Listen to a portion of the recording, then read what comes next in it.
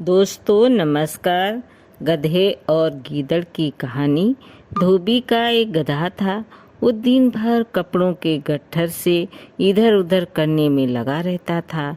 धोबी बहुत कंजूस और निर्दयी था।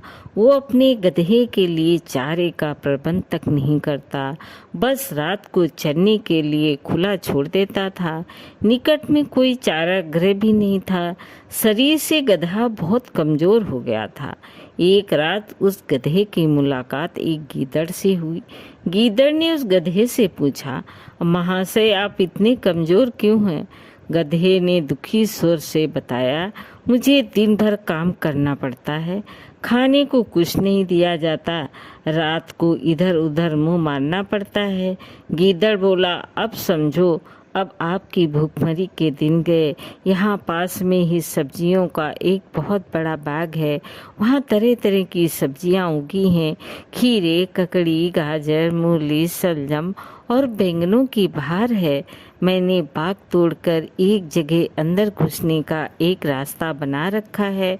बस वहाँ से हर रात अंदर घुसकर चक्कर खाता हूँ और सेहत बना रहा हूँ।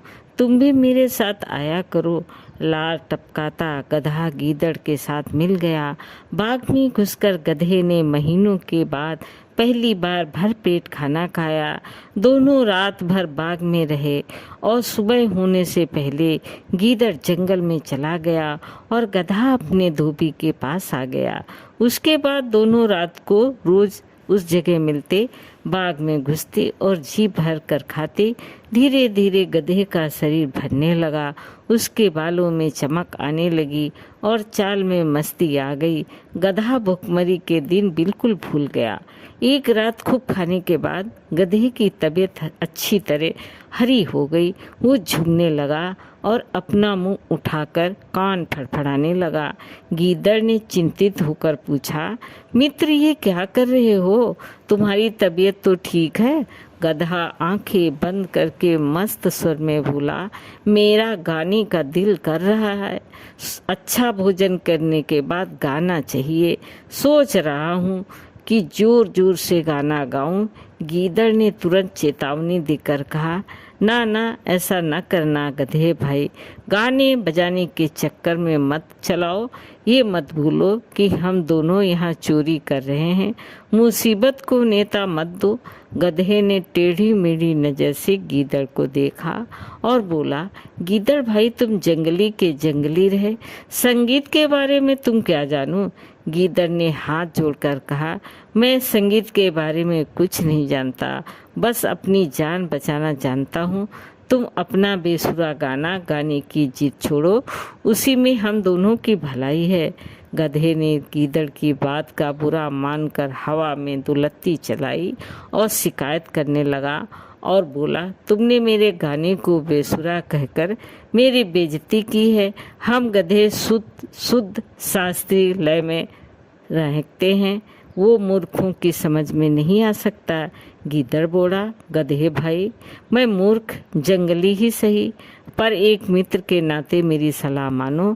अपना मुंह मत खोलो, बाग के चौकीदार जग जाएंगे। गधा हंसकर बोला, मूर्ख गीदड़, मेरा गाना सुनकर बाग के चौकीदार तो क्या, बाग का मालिक भी फूलों का हार लेकर आएगा और मेरे गले में डालेगा।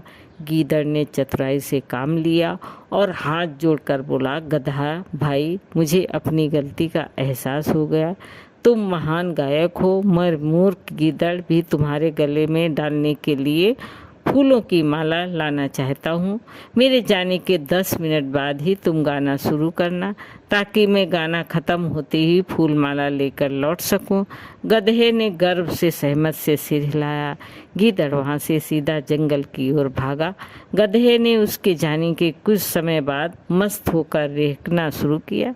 उसके रेहकने की आवाज़ सुनते ही बाग के चौकीदार जग गए और उसी ओर लठ लेकर दौड़े। वहाँ पहुँचते ही चौकीदार बोला, यही है वो दुष्ट गधा जो हमारा बाग चर रहा था। बस सारे चौकीदार डंडों के साथ गधे पर टूट पड़े। कुछ ही देर में गधा पीट पीट कर अधमरा गिर पड़ा। दोस्तों इस कहानी से हमें ये अच्छी सीख मिलती है कि हमने अपने शुभ चिंतकों और हितैषियों की नेक सलाह ना मानने का परिणाम हमेशा बुरा होता है। दोस्तों, कहानी अच्छी लगे तो लाइक करें, सब्सक्राइब करें।